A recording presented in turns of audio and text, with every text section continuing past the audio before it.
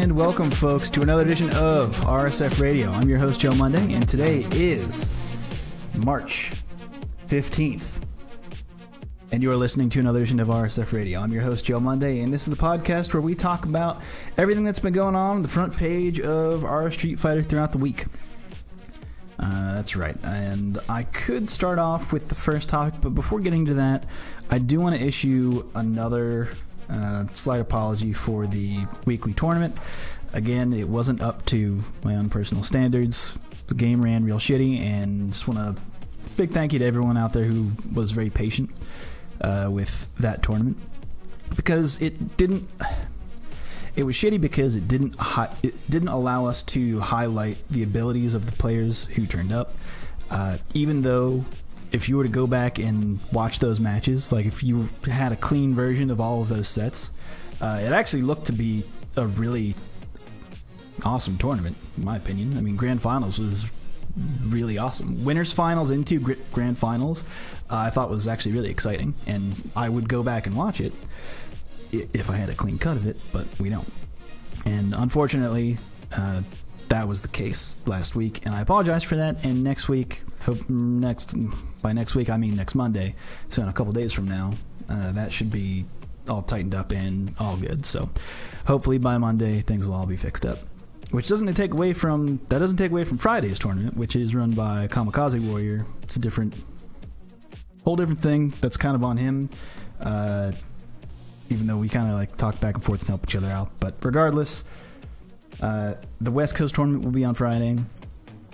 The Monday tournament, again, for the East Coast will take place on Monday. Hopefully things will be fixed. And what else we got? The Chris CCH sponsorship, that's going through. That's going well. It's going good. A little update on that. We're going to plan his AMA. I think we're going to delay the AMA. We're going to delay the hype stream for it, because we're going to wait until the round of voting for the nominations for the next tournament, because right now we already have excess money for sending people to Combo Breaker, so let's lock down who we're going to send, or how many people we're going to send, depending on what the people want, what you guys say. We'll go through a round of voting. We almost have a lock on names, I think. I've sent it out there enough times through at Reddit SF on Twitter and through the sub. People know about it. It's been out there for a couple weeks. We've collected a pretty good set of names, I think. Pretty good list of strong players out there. For at least the players who have not been courted by sponsors, which we'll get into later in the show. But I think by next week we'll start a round of voting. I don't know which day next week, depending on my schedule. Again, we did not plan this one into our schedule to be fully funded by at day one of the sponsorship. So I mean, that's exciting, and I'm looking forward to whatever we got going on next. But with that in mind, delaying the kind of all the hype building stuff that Chris CCH had planned for meeting those stretch goals to, I guess, boost the fundraiser again. But we don't need those until we have set up. We're already set up for the next fundraiser, so looking forward to that as well. So let's actually get into the first topics of the week. All right, this one kind of starting off on a really shitty note. Sorry, I did this last week. I made a shit sandwich out of the podcast, and we all ate it together. It was delicious. Getting looks across the room. Wife didn't like shit sandwich. So this kind of goes back to the mass shooting that took place in Las Vegas a couple months ago. Was it even a couple months ago? There's been a lot of mass shootings. And I don't want to talk lightly on that, and Evo is not taking that lightly, because there was a threatening of a mass shooting to occur at Evo. It happened on stream in the chat, and I want to let you guys know, if you haven't seen it already, but that has been reported, and I implore you to also report that as well. There's links to everything you'd want to do in the comments here to make sure that this goes to the proper authorities and that is elevated, because that was the thing. Whenever I saw that report of the mass shooting in Mandalay Bay a couple months ago, that just killed my heart, and it killed a lot of people's hearts in the FGC. I know, because we all think of, oh, that's Evo, that's where the most people go within the FGC at any one point in time. And then you start thinking about the families that are there and the kids that are there. There's always like a lot of kids in Vegas, which is always somewhat odd to me, but regardless, that's where my mind went. And I know that's where a lot of minds went for the people in the FGC, people who plan on attending that event. And of course we're going to attend that event this year, later this year, because it's Evo. That's the Mecca. You go there. And I don't want anything to tarnish that. I don't want to have that in the back of my head. I want everyone to be having a good time and not think about, oh, there was a threatening of violence against this mass of people, and we will not stand for that. And the people who run Evo will not stand for that. Us as the FGC should not stand for that. And people who, even if it was a joke, it is very likely that this was a joke, regardless, should be taken 100% serious, and the person who made such threats should be taken 100% serious and should be sought after to every extent of the law for making such claims. Not right now. Come on, man. That's unacceptable behavior, and hopefully everything will be alright, and I don't expect anything bad to happen. I don't want to live in a world where I am always expecting something bad to happen or fear for things like that. That's just not the culture I want to live in, and I'm sure that's not the culture anyone else here wants to live in, and I'm looking forward to Evo. I cannot wait to attend it this year. Hopefully I'll again get to ride an elevator with Ice Cube, and maybe I'll make up for the embarrassment I was last year. So, anyway, folks, enough of that. Let's get into maybe some more fun stuff. Interesting story here. Interesting little topic. Next on the docket is that the Capcom Pro Tour reveals that they're entering into a partnership with Facebook and YouTube, which is interesting. It basically only says that they're going to try to promote and boost the viewership through Facebook, have the videos on YouTube, but I do want to point out, and this is said in the article, that it is not an exclusivity deal. So there will still be Twitch streams of this stuff, like you do, and like they have done for the last couple of years. That will still continue, I assume. Many of us will assume. But it looks like they're trying to back away from having that solely streamed through Twitch, which is interesting. I mean, if you think about it, anyone in social what's the actual like job description of that when you're in like the social media manager? Anyone whose just job description is that, the guy who runs the Twitter account for Arby's, let's say, anyone in that position will tell you that the most views and most interaction is not actually from Twitter. It's not actually from Twitch, not from any of those things. It's mostly through Facebook. If you don't have a Facebook plan, then you're not reaching the amount of people you would be able to otherwise. And so it makes sense that Capcom would go after that market as well, boost their own posts and try to get out in front of the correct targeted audiences of people who would want to view some esports events, like the Capcom Pro Tour, for example. And that's interesting, and I think it's good overall. And it's also doubly good that it's not an exclusivity deal, and that's, I don't know, it's all good. It's all good stuff. To get anything that gets more people into fighting games and enjoying fighting games, I'm all for that. It's all good stuff. Okay, next bit of tech. Okay, moving on. Javits. If you don't follow him on Twitter, I highly recommend it if you care about tech, and also maybe like sexy lady Instagram for whatever reason. He's always sharing that stuff. That'll always pop up. It's like forewarning also when you follow Javits, is that sometimes you'll get some Instagram ladies on your timeline, and you'll go, I don't follow this. Oh, that's Javits. He's sending that to Cien, of course, and they're tweeting each other back and forth of sexy ladies. Okay, FGC.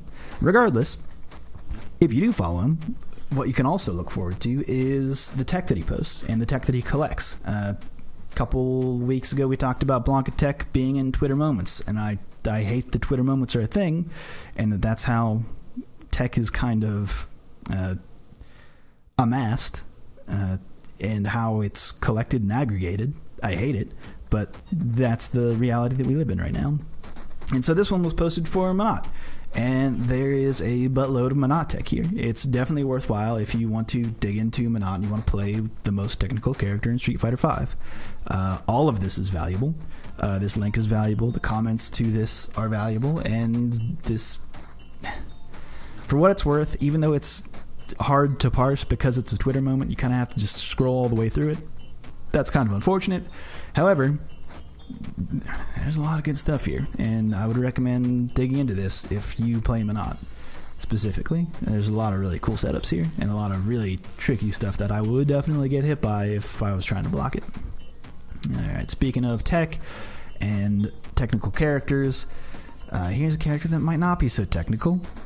This is another interview series by Nicholas Taylor, posted on Event Hubs. He's been doing series like this, and I fucking love it. It's so good. This kind of, at least in my opinion, I find this extremely helpful and extremely useful, and really good at spreading accurate and good information about certain characters online, let's say.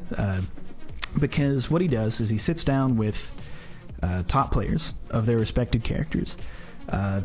For example, he sat down with Riketsu and talked about Vega, or Ixion about Nash. And these are people who are very knowledgeable about them, and he says, well, what is right with this character, what's wrong? And this week he sat down with Alex Myers to talk about Sakura. A lot of people say, and I'm sure you've heard this if you've watched any tournament stream, of, oh, there's Sakura, you know, she's not too good, or you see those tier lists, and Sakura is usually near the bottom, not quite lowest tier, but she's right down there. And you might ask yourself, well, why is that exactly? She seems to have pretty good combos. That V-Trigger 2 seems pretty hot. Her standing light kick's really good. Like, so what's up? What's up with Sakura? And what Nicholas Taylor does here is that he goes through, sits down with the pro, and says, tell me. He asks all the right questions, gets into it himself. Detailed reporting on specific character stuff, and I love it. And I would highly recommend reading through this if you want to be and stay informed on where a character's at. Alex Myers goes through and basically lays out exactly why Sakura is not a very great character in Street Fighter V. Not very. Here's a little hint to it. One of the biggest problems is stand light kick conversions in the neutral. She used to be so good at nabbing that whiff punish, and then you're in it. She's got the pressure. She's going to turn up the heat on you if she hits you in the neutral at all with anything. Not the case in Street Fighter V. Also, an issue that other characters have, specifically in... I actually don't dig into the specifics of why this happens, but they also lay out that her counter hit combos off of a stand jab into stand medium punch, they don't connect on counter hit, even though, well, the stand light punch to stand medium punch to back hard punch should connect on counter hit, but it doesn't. In specific instances, they don't really dig into why, but they just say this is what happens. Here's video evidence of it. In situations where this, like, quote unquote, should be working when you land a counter hit, because it's only specific buttons that if you get counter hit. I've talked with Chris T about this stuff ad nauseum. If you want to dig into that stuff, so has to deal with push boxes on frame 1, because maybe they'll take that out in the next patch, which I'm assuming there will be a patch coming, because there are a couple characters who suffer from this in Street Fighter V, where their light confirms or counter hit confirms will whiff if they get a counter hit because of push boxes existing on frame 1. When all you'd have to do is just delay the push box to the active frame, and you should be fine. That should fix it in general for most of the cast. But regardless, that's another thing that I talk about here. among other things, I would recommend digging into this article if you care about Sakura, or if you just want to hear what pro players have to think about the character. And if you want to stay informed, if you want to get informed, if you want to know what the fuck you're talking about, maybe give this a read. All right, moving on. Okay, here's a funny bit. I'm not really sure where I stand on this one, but okay, let's dig into it. So there was a movie announced. So read the title of this one. Hey, I'm producing the first film set in the fighting game community. And you go, okay, it's an interesting first line. People have tried it before. They've made like short student films and plays from the FGC. But okay, where's this going? It's called Last Hit. Here's the kicker though, featuring Kayane, Jaewon, Luffy. Check the page, let them know what you think. And they've actually run like promotions. I actually think there's a thing where if you like interact with it at all on Facebook, I think he's giving away a fight stick. I can't remember which brand though, and I don't want to get it wrong, and I didn't share that link here. That is also on the subreddit, and it's probably also in this page if you click on it. Follow the link in the comments. But by the way, I don't know how I feel about this one because it stars people who are not actors. And this is a movie. I mean, I love Kayane. I love Justin Wong. I don't know how any of these people are as actors. And then you dig into what the producer's saying about it, and it's like a comedy along the lines of Goon, if you're familiar with that movie, which is a hockey movie about enforcers and that kind of. Would you call this B tier? Is this a B movie, or is this like lower than that? I'm getting shifty eyes looking sideways because, I mean, these are not professional actors. These are just people who know about fighting games, which on one hand you see that and you go, okay, that might lend some credence to, you know, what the FGC is actually like. That could be like a good check and balance against your script. That could be okay. But then you read the pitch to it and you go, oh, okay, a UFC fighter gets kicked in the taint so hard it almost kills him, and that's the start of your movie. All right. People can't see this in the audio version, but I'm making a face. All right. We'll see how that one goes. And I mean, the worst case scenario, it's just like uninterestingly bad. That would be the worst case scenario.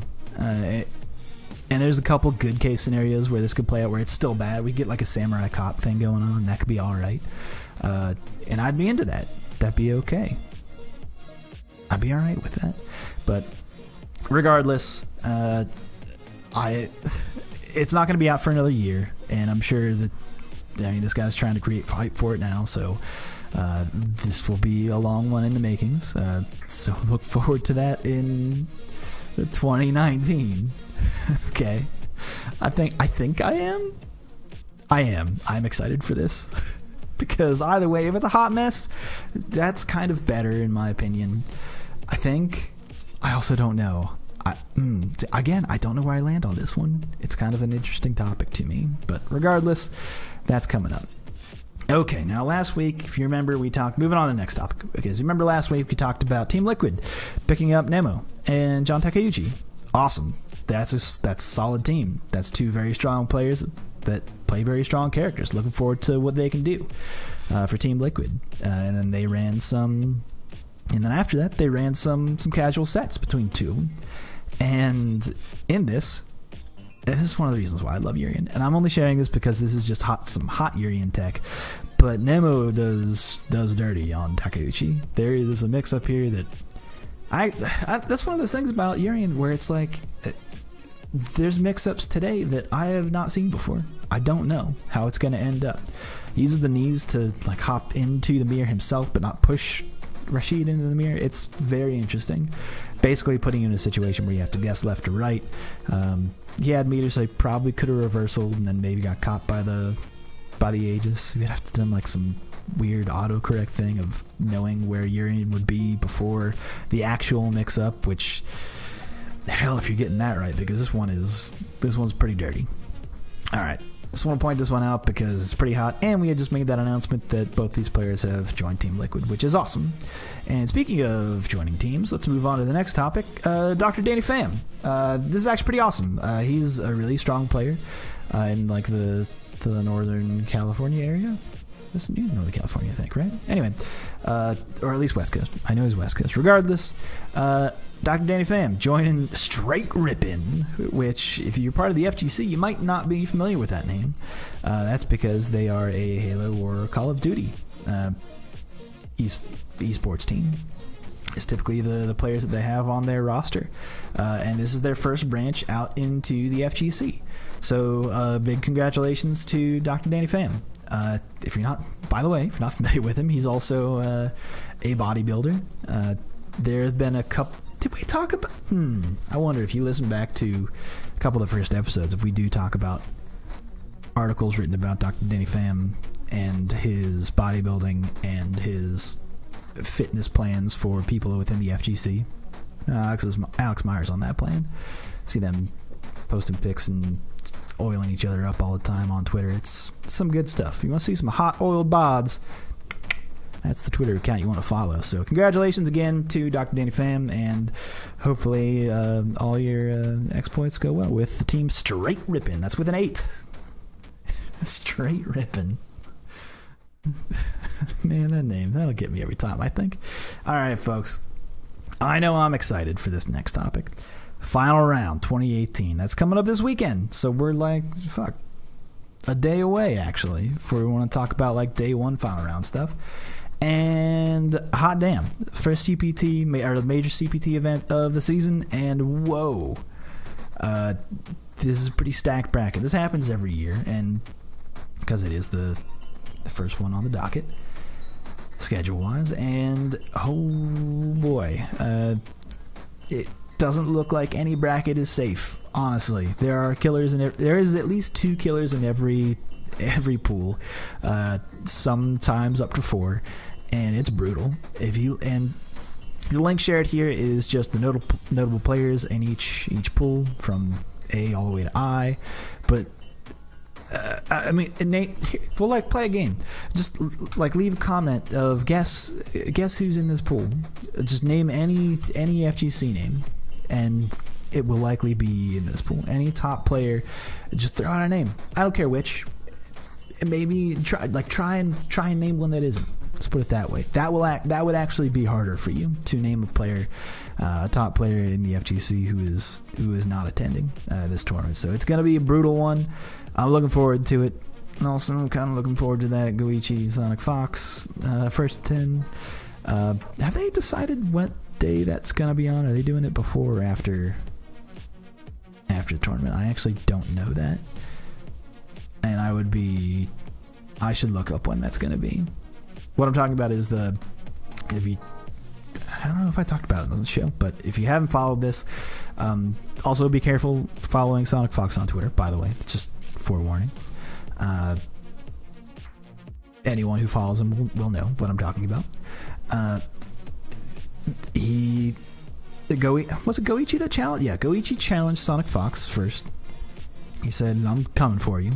Sonic Fox had a really great showing, and the last time he won a tournament, he said, you're already dead, Goichi. And this has been kind of worked up into the Dragon Ball FighterZ community pretty well, and I'm looking forward to this meeting of what people are saying are the best DBFZ players, the Fighter Ball Z players on the map right now. Those are the 2 to look out for, and I think I know where I'm putting my money. Although I wonder if you could get different. What's the payouts? What are the payouts like for betting against Sonic Fox? I want to know what the split is. I'm gonna talk to my bookie about that. Also, I don't have a bookie because gambling is a sin, and I don't want to go to hell. Alright, folks, next topic.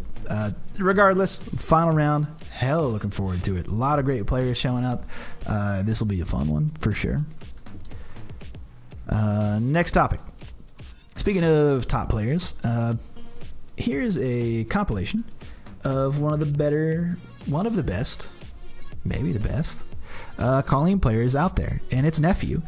If you're not familiar with the dude, one Frosty, Street Fighter V with Colleen, has showed up to our weekly tournaments from time to time. Very strong Colleen player. And this is let me look at the 10-ish minute breakdown of a lot of good highlights of him just bopping fools. It's a really good compilation. Now, if Nephew isn't your cup of tea, then maybe you watch some Neon V. That's another top Colleen player. And I'm going to bring them both out here because they're both very strong Colleen players. They've both been to our weekly. Both of them have N names. Are you guys noticing a pattern? I'm just saying. Maybe, have your gamer tag be a name that starts with an N and play Colleen, and maybe you too can be a Grandmaster Colleen player who can do well in tournaments. Maybe, I don't know. Regardless, watch both of these. Watch how they both play, because they both kind of have different take on the character and the ways that they play, but they're both still very strong players. And I would specifically say that something that might not come across in these clips, well, not clips, but these highlight reels, is that both of them are strong in the long game in their adaptation to playing against other players, and not necessarily just how they play their own character and how explosive Colleen can be with V-Trigger 2. They're more than that. They're more than just, they got a solid hit and converted into big damage, into Oki. That's not what they're all about. I mean, they can do that stuff and they get their damage in that way, but also in the long set, in the long play, their adaptation and their mindsets and their ability to not crack are actually really strong. I think that's what really sets these two players apart. And I don't know, compare them for yourselves. And also, if you play Colleen, probably worth picking up a thing or two from both of these very strong players. All right, I want to pull out those highlights before we hop into the next thing, because here's the big topic that's going to take up pretty much the rest of the show. What are we at right now? About minute 30? Okay. All right, so for the rest of our time here, we're going to talk about the Kimono Michi. I mean, everybody else has been talking about it, and it's worthwhile because, I mean, that was a hell of a set. But here's actually the thing. Was it one hell of a set, or was it just another example of Daigo earning his namesake and beasting on someone in a first to 10? Because that's really what it was. The whole setup and run up to this tournament has been, but this particular set has been extremely exciting. The video work that they've done, the hype reels that they've collected and put together have been extremely exciting, and everyone was looking forward to it, with good reason, because this is a worthwhile hyped up match. Tokido versus Daigo in a long first to 10. Tokido said, I would like to play you in a first to 10 to prove my worth as a character, as a player, because I mean, this is like the one thing, like even Infiltration, who was the strongest player at the time, won that EVO. We've talked about on this show before, where Infiltration won EVO. This was in FGC history, and they also talked about this in the hype reels leading up to this particular match. But Infiltration wins EVO, goes on to face Daigo a couple months later in a first to 10, and Daigo thrashes him. It's an absolute killing. It's a bloodbath. Infiltration didn't have a chance. And a lot of people were leading up to this and looking at it like, well, Infiltration's a very solid player, but Daigo really hasn't won or lost a first to 10 like in recent history, especially when he has time to prep for it, especially when it's just... That's the other thing about it, is that in this instance, and in many of the other instances, there's nothing really on the line, except for pride and some other stuff that we're going to talk about later when we get into the follow-up after this tournament, or after this first 10. But there was a lot riding on this in terms of like their own players' self-worth, and that made it such a very that made it such a gripping story. And unfortunately, I actually haven't read any really good sports writing on this match. And in all the topics that I'll share with you after this, and everything that's been talked about, and everyone who's been analyzing this match, I mean, analysis of the match is not necessarily in-depth sports writing, and there really hasn't been that, which is... I'm kind of just thinking about this in the moment, but that's actually kind of surprising because this is such, I don't know, such an impactful match, I think, and the after effects have been rippling through the FGC in many ways. If you have not seen this and you follow anyone on Twitter or any kind of Facebook group that has anything to do with the FGC, then there's kind of no missing this. This was like this was like a pay-per-view that was not a pay-per-view that everyone was very excited about. This is like your Mayweather Pacquiao or whatever. You know, people wanted to watch this match. Two very strong fighters going at it. And to that I said something that I brought up at the top of this, which is, was this actually a great match? And I'll say, well, yes, it was a good set. I mean, Tokido put up a really good fight. He has done a lot better than anyone else might have ever done in a 1st to 10, let's say. I think it ended up being 5 to 10 end of it. Am I correct in thinking that? Or was it 6-10? Let me take a look here. Let me just skip to it. Yeah, 5-10 was the ending draw there. And that's pretty good. A lot of people can't even break 3 in a long set against Daigo. And just the amount of raw focus and the ability shown by Daigo in this long set is just, that's stunning in its own right. But was the set itself, was the competition there for this to be like a good... I think that's how... okay. Maybe I'll go back on what I'm saying now, because I talk about the big booked fights in the last 5 years, let's say, in boxing, and it's like those weren't like quote-unquote good fights. You don't talk about people talking about how, equally matched they were. It's like, no, there was kind of an obvious winner here, even if, someone did put up a good fight, like, let's say your Tokido put up a good fight here. He was slayed. The Beast done got him. And there have been, speaking to that, there have been a lot of very good match analysis, which we'll get into, which kind of speak to how exactly Daigo, I guess, pants Tokido here. And of course, you can't talk about this match without talking about the after effects and that final bit of the conversation, that final bit of afterwards, Tokido, a man broken down in tears, Daigo giving that speech and Tokido just not being able to handle it. And that's the kind of heart that when you, like, here's the actual shitty thing, is that you saw a lot of people on Twitter and otherwise saying, man, what, like, you're gonna cry, like, come on, man. It's like,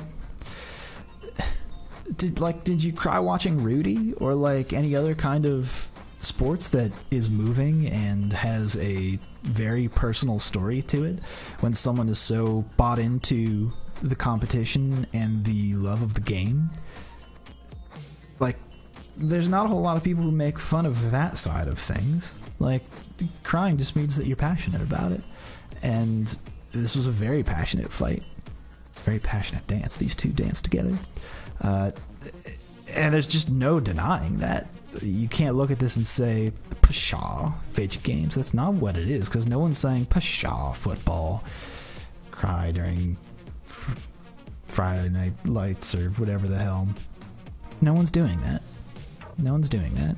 And you shouldn't do that if you are, so I'm putting you guys on watch. But if you wanted a translation of what Daigo said afterwards, it's actually super touching.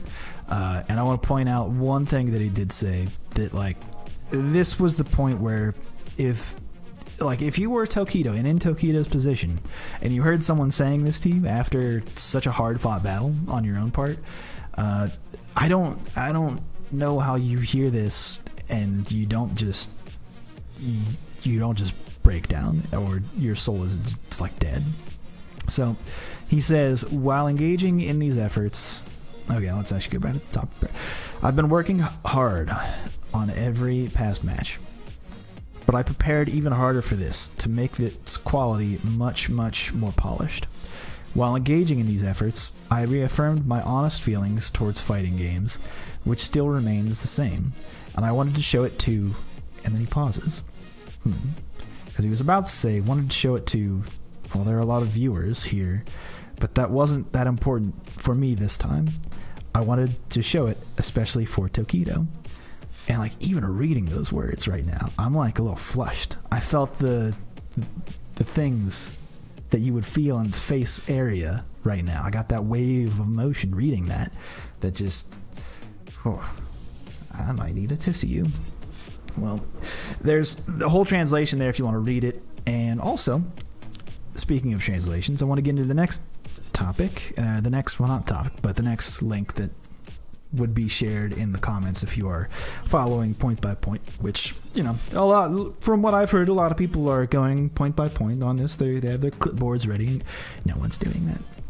So, next bullet point, the next link that was shared is a really long translation of an interview with Daigo, talking specifics about this fight and what happened after this fight and during this fight, how he prepared for it. And I actually want to pull out a couple things from this that I think are worth talking about, at least on this podcast.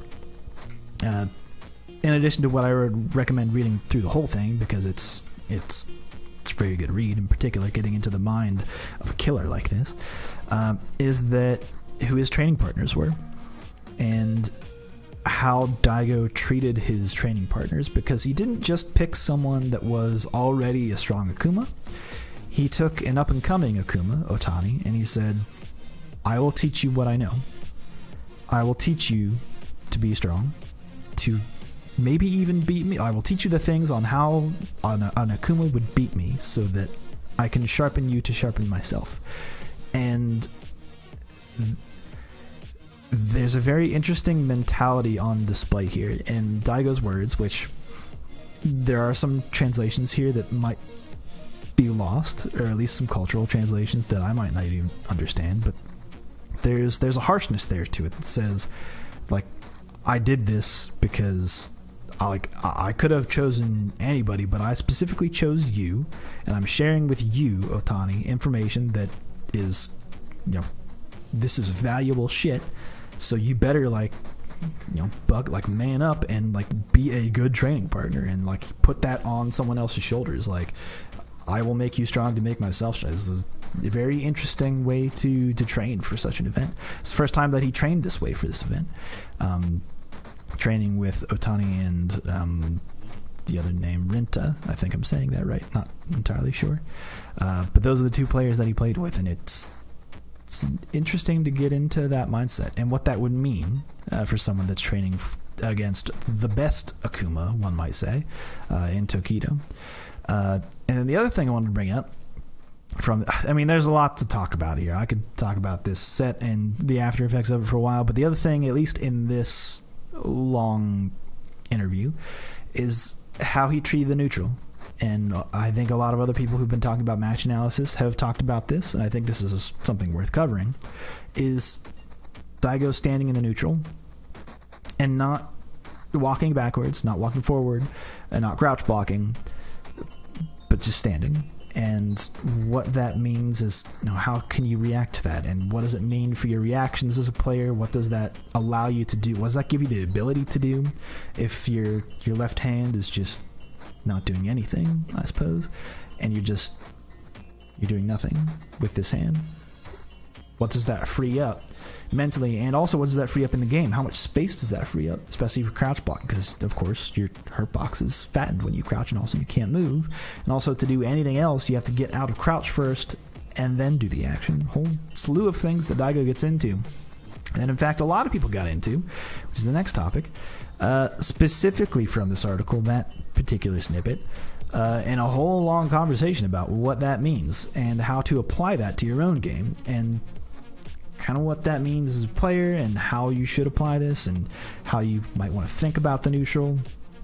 It's good stuff, and there's examples of exactly, what happened here and what's being talked about. So if even just me talking about it doesn't give you an idea of what I mean when I say, Daigo standing in the neutral, not moving back or forth, not crouch blocking, just standing upright, even though he plays Guile.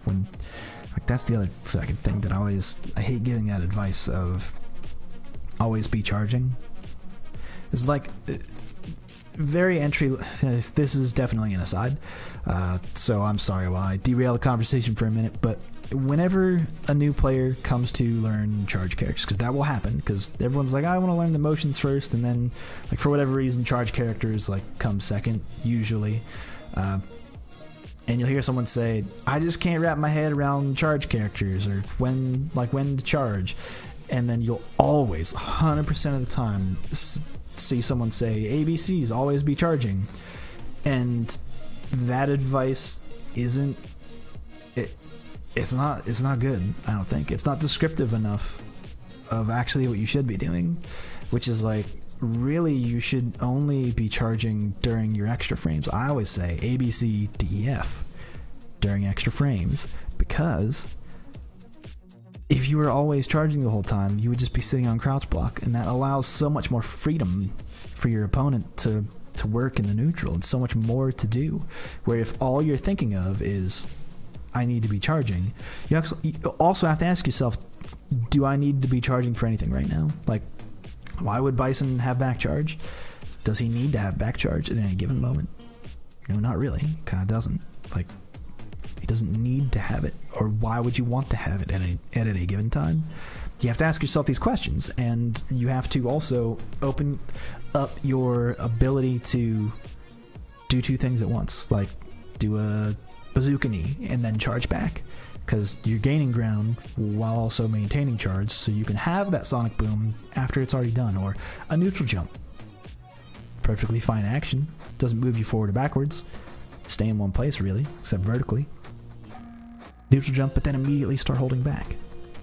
You gain your charge during the extra frames where you can literally do nothing else but charge.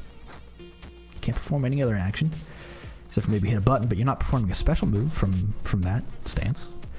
A whole slew of other things. During the recovery of things, or during a start of a combo, during a jump forward, you'll definitely have enough time to get your down charge at the start of that combo if you do a jump in. Or, during the link between stand hard punch to crouching medium punch, that's enough time to charge a flash kick. That's when you have to do it, and not just be always charging, because it's not nuanced enough for someone who will receive that information and misconstrue it. That's always the trick that you have to, or at least be weary of when trying to teach new players, is that how will the information I'm telling them be misconstrued in the future? And that's one of the things I'm always very careful about, especially when it comes to charge characters, of you got to be careful about that, because it will put in the mindset of, oh, I always have to be defensive or moving backwards or moving down. Not true. Not true at all. And that's very exemplified by what Daigo has to say here after the Kimono Michi, when he talks about just standing, because there's no value intrinsically, if you just to look at it of on paper, oh, that doesn't really have value of just standing there, but no, it actually has a lot of value, and it was shown to have a lot of value because Daigo popped Tokido was kind of a slaughter. I know I talked about that interview with Daigo, but here was a brief interview with Tokido. Not a ton of information can necessarily be gained by this, but I did kind of want to give Tokido a little bit of slack here. Yes, he was the loser. Yes, he did cry after he lost. Yes, all these things. It was a slang. Regardless, he did have a little bit of stuff to say, or little things that he can say, how he might want to think about moving forward in the future with fighting games, and how he walked into that match, his mindset, all that good stuff. Give him a little bit of credence here. This is actually an interview translation from the same people from the Daigo one, fugotabetai.com. I am probably mangling that name, and I should apologize to someone for it, probably. It's a general apology. So this gives a little bit of credence to Tokido before and after the match, and I want to give him a little props here. Oops, had this one on replay. Highlight reel from Tokido. This was actually posted to the sub, kind of in response. Was it in response? I don't know. Probably. This was probably posted in response to Tokido losing the first 10 Kimono Michi. It's a highlight reel of Tokido and his victory in Evo and kind of throughout the year in the CPT. I mean, he got second place. It's a legendary Evo run. And also other moments that Tokido has done. So it goes back to like pretty much most of Tokido's filmed history. All of the top moments are here. Things that we've talked about on this podcast before in terms of FGC history. A lot of that stuff can be found here. Regardless, I don't know if this was posted in response to Tokido losing, but I have to imagine that it was. And the conversation that happened in this thread would imply that, because he's just a strong player, and it's awesome to watch strong players compete. And him losing to Daigo in a first to 10 does not make him a bad player or make him, like it puts him among a ton of other people who have exceeded extremely well in the FGC, or succeeded extremely well in the FGC. And Daigo even opens up in his winning speech of what is it, to Tokido, "You already defeated me at everything else." So he started that. And this is kind of just another, homage to the man, the legend, Tokido, Murderface himself. It's all good stuff, and it's a long explanation of what he's accomplished so far in the FGC. Okay, moving on to the nitty gritty. Let's talk about match analysis. Shared a couple here that were shared on the sub. There's more out there, I know. I think James Chen did one a couple days ago, but I don't know if that's archived to YouTube. And it certainly wasn't shared on the sub yet. If it has been, or shared on Twitch, I don't know. They did talk about it on Ultra Chen this week, but I haven't seen the clips for it quite yet. So I don't know if they're out there. But I haven't looked today, so I could be wrong. I looked yesterday, they were not up. Regardless, Sejam went through and talked about his opinions on the match, and where he saw people standing, or saw Daigo standing, where he saw Tokido trying to do in the neutral, talks about neutral jumps, all that good stuff. And this is more of a probably skewed towards Daigo's perspective on the match, not so much Tokido's perspective. And I shared this one to talk about the next one, or the next link shared is Sheldon did a run through of this match as well, and this would definitely be on the side of Akuma, and he says that kind of at the beginning of what Tokido might be thinking and what is possible at any given time. And he definitely has, he's definitely biased in terms of what opinions he can share and what he has to be thinking of when he watched this match, this Daigo versus Tokido, Akuma versus Guile, because he also plays Akuma, and so it would make sense that he comes at it from the perspective of an Akuma player. So maybe if you want some Guile or general basics, watch the Sejam. I watched both. I enjoyed both. There's information to glean from either of them. I recommend it to anyone. I'm gonna watch if you make an analysis of this video, I'm probably gonna watch it. Honestly, I kind of can't get enough of this stuff, and if you write an article about this, I'll fucking read it. I haven't seen that yet. Hopefully someone's working on it. I want to see some in-depth reporting on this. Learn me the history of it. Go through, or not me, but you know what I'm saying. Regardless, two very good analyses or analyses. Thank you. That's my editor.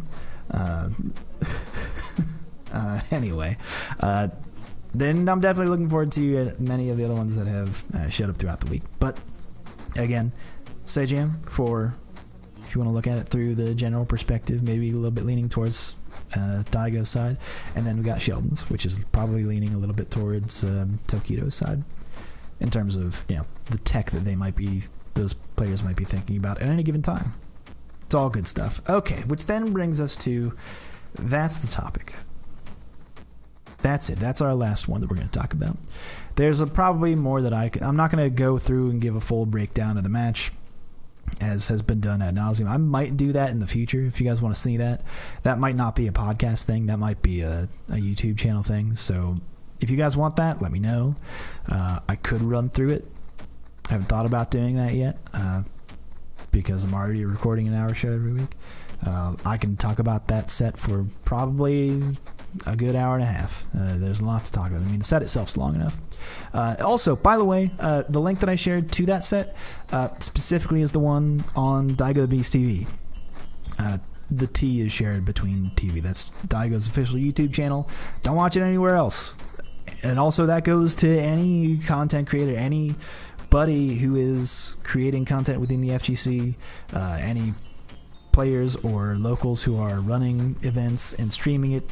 Make sure you're watching that broadcast, and make sure that you are watching the replays, the VODs from that broadcaster. Make sure that's official.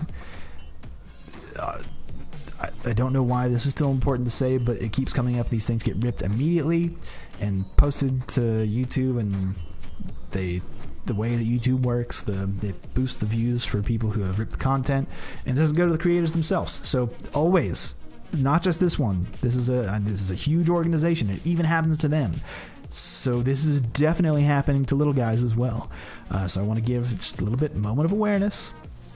Make sure it's the correct one. And also, side note, if you ever see anything that's like ripped content from tournaments or anything like that, that is taking views away from the original creators on the subreddit, please report that to the mods.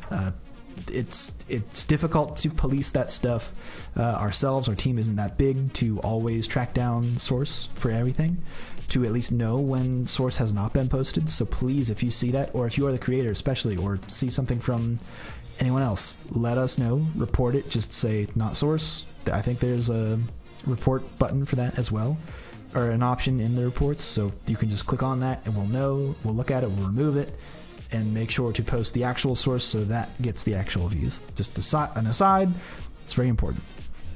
Okay, off my soapbox.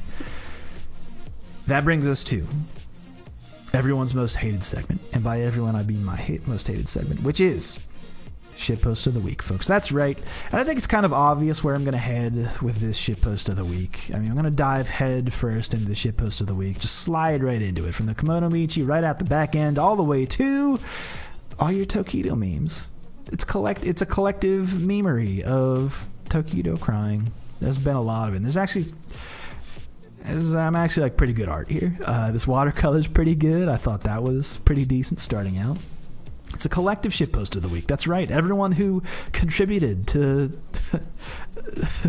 if you had your thumb on the pulse of the FGC and decided, I too want to draw Tokido crying after the Kimono Michi, you're included in this week's shitpost of the week. Here's a really good watercolor. Here's a manga of Akuma comforting Tokido, which is actually like that's a very skilled drawing, actually. That's very good. That's a very good drawing. That one's very touching and heartwarming.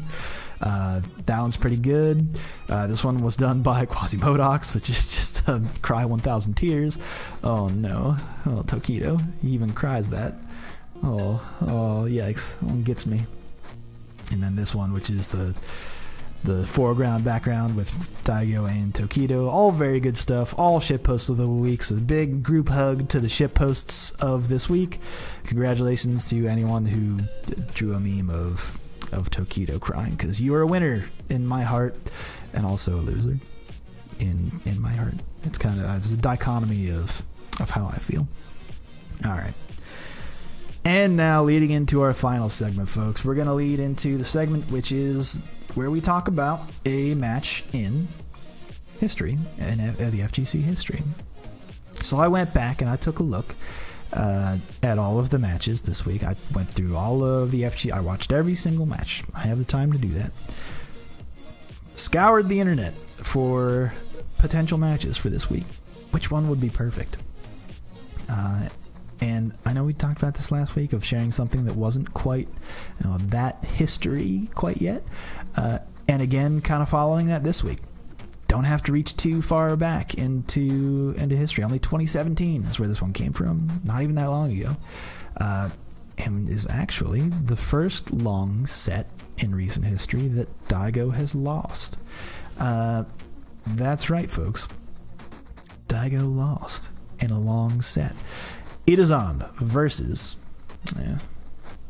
Itazan versus Daigo in the Coliseum final battle.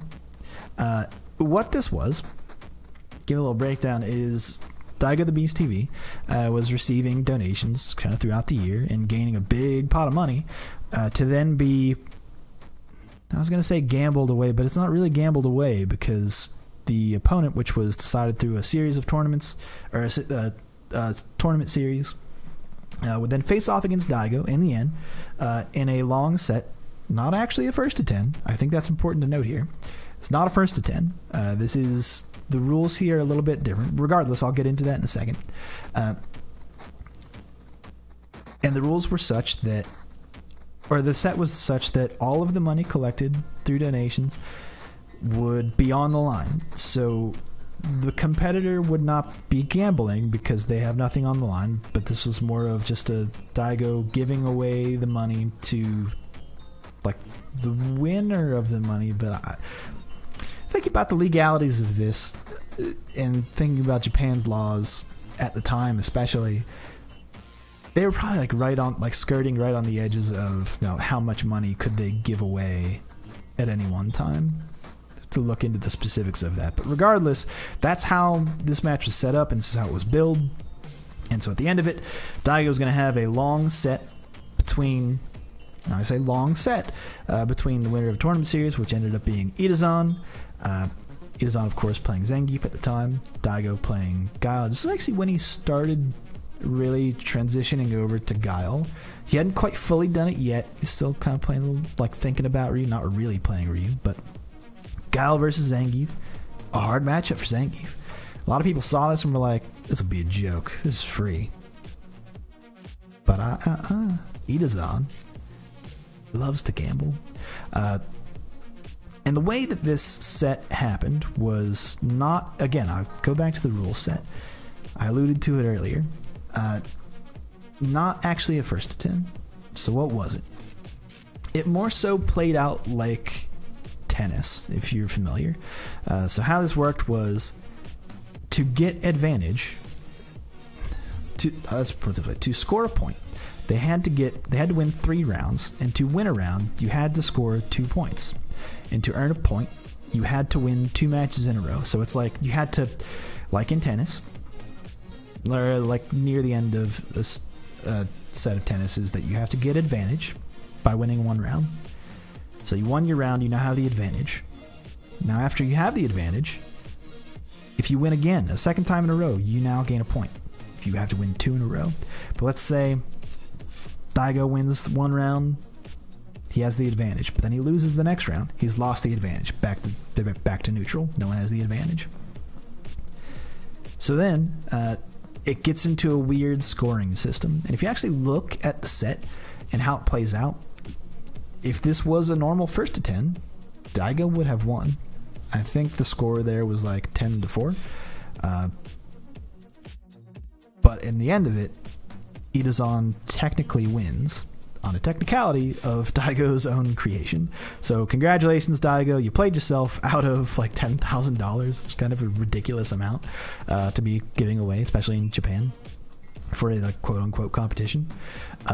Kind of nuts, and a very good set. At least I think this is an extremely exciting set, especially from, if you understand the matchup at all, the Zangief versus Guile should not go in Guile's direction, or it should not go in Zangief's direction. It should always come up Guile, especially in a long set. That's like how like matchups are said, right? It's like out of 10. This one's bad for Zangief, and like it's not like Daigo's free. Itazan is just so good, and his mental ability here to like basically blow up Daigo in the end, definitely worthwhile to watch. A very exciting set, and high stakes, like not technically stakes from from Itazan's side because he has no money. He has no stake in the game in terms of money, but like he had enough to win. Like those were the stakes, and Daigo had enough to lose. Definitely worth a watch, and stick out through the end. The comeback here is just so good. But yeah, a weird rule set. I don't think that this will like really be adopted by any other people who are trying to run along sets, because it's a little funky. FGC players aren't necessarily tennis players. I get it. But it's fun. It was a fun set. Fun to watch, at least from my perspective as a Zangief main. I get it. I'm probably biased, as I do. Fun match to watch, and it was like the one set that I could find where Daigo actually, like, quote unquote, lost the long set. Lost the first to 10. Thought I'd share that. But, however, if you did look at it through a first to 10, Tokido still did better. Got 5. It is only won 4 before Daigo got 10. But regardless, folks, that's a show. That's the end of it. Coming to an end. So, how do we sign off, folks? Again, I'm Joe Monday. You can reach me at Super Joe Monday. Please, reminder that if you leave a review, for every review that this podcast gets, I'll donate $1 to the player sponsorship. That money actually won't go towards Chris CCH. Reminder to that as well. This is actually going to go towards the following sponsorship, which could be a list of... I just tweeted out a list of players from the Reddit account, our Street Fighter account on Twitter, which is at RedditSF. So look forward to that. I'll probably do an update to that because I think someone had to drop out, or at least they declined sponsorship here for this current next event for Combo Breaker. But regardless, that's all laid out in the conversation there, which you guys can see if you follow at RedditSF. But that's the show, folks. Catch us every Thursday, usually. I think I've got a couple shows, new challengers coming. New challengers are approaching, folks. I got a couple lined up. Don't know exactly when they're going to be, so I'm not going to say who it is, but been talking to a couple people. We're going to have some guests on. Usually those are released on Tuesdays, but we'll see how that all goes. So look forward to that. It could come next Tuesday. It could come the following Tuesday. I don't know. But regardless, folks, we got the West Coast tournament on Friday with Kamikaze Warrior. We've got the Monday tournament and the round robin next week. So look forward to that stuff. And also look forward to final round and, maybe what Sonic Fox and Go Eat. Man, I can't wait to see that bloodbath. That's going to be exciting, folks. And with that, I will leave you. And remember, folks, with this podcast... Muscle power fully up! Have a good night, folks, and have a good week. Catch you guys next time on another edition of RSF Radio. But until next time, take care.